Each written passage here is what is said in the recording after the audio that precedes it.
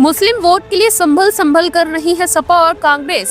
संभल में हुई हिंसा को लेकर भड़की बसपा सुप्रीमो मायावती और सपा और कांग्रेस पर लगाए आरोप।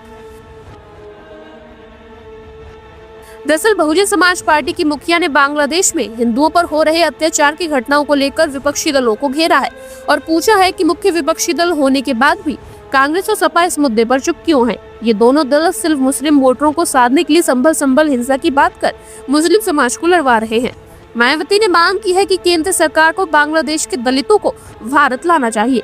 वही बसपा सुप्रीमो मायावती ने आगे कहा कि संसद चल रही है और विपक्षी दल देश और राजनीति के यहाँ मुद्दे न उठाकर अपने राजनीतिक स्वार्थ में संभल में हुई हिंसा को आड़ में रखकर खासकर सपा और कांग्रेस मुस्लिम पार्टी को रिझाने के लिए लगे हुए हैं।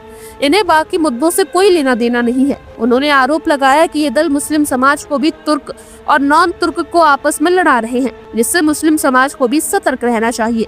वहीं बसपा सुप्रीमो मायावती ने सपा और कांग्रेस पर निशाना साधते हुए और क्या कुछ कहा, आइए हम आपको इस खबर के जरिए सुनवाते हैं।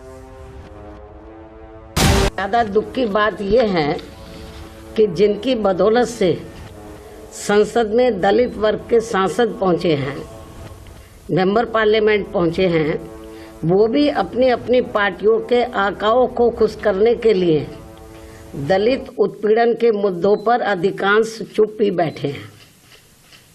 चाहे वो दलितों के उत्पीड़न का मामला अपने देश का हो या फिर बांग्लादेश का हो। तो वही दूसरी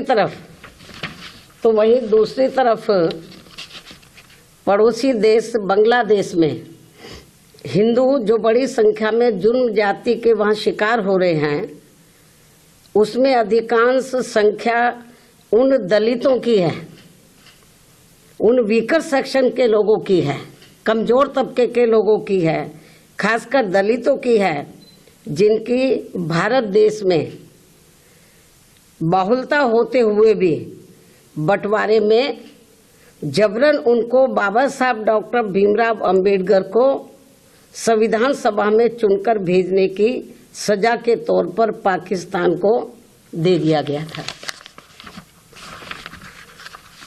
इस प्रकार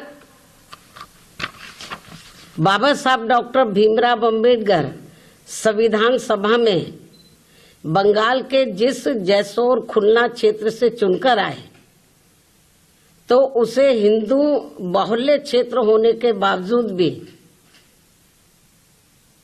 षड्यंत्र के तहत पहले पाकिस्तान के हवाले कर दिया, जो अब बांग्लादेश में है। वो क्षेत्र अब बांग्लादेश में है और जिस क्षेत्र को पहले पाकिस्तान के हवाले कर दिया था, जो अब बांग्लादेश में है, तो हिंदुओं में भी अधिकांश संख्या वहां वीकर सेक्शन की थी, जिससे फिर बाबा साहब डॉक्टर भीमराव अंबेडकर वहां से इस्तीफा देकर भारत वापस आ गए बांग्लादेश से।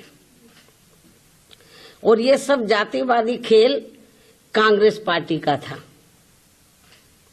और अब जब वहां इनका शोषण हो रहा है, तो विपक्ष की ये मुख्य पार्टी इस पर चुप है, कांग्रेस पार्टी चुप है।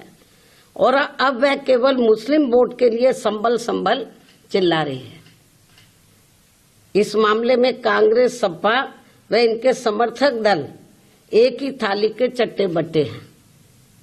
ऐसे में बीजेपी व उनके नेतृत्व में चल रही केंद्र की सरकार अपनी जिम्मेवारी को आगे बढ़ चढ़कर निभाए, ताकि शोषण का शिकार हो रहे दलित वर्ग के लोगों का वहां और ज्यादा लोगों को वहां और ज्यादा शिकार ना होना पड़े, जिनकी तादाद वहां बहुत ज्यादा है। या फिर कांग्रेस की इस गलती का जो अब वहां दलितों को नुकसान उठाना पड़ रहा है, तो उन्हें वहां की सरकार से बातचीत करके भारत में वापस लाया जाए।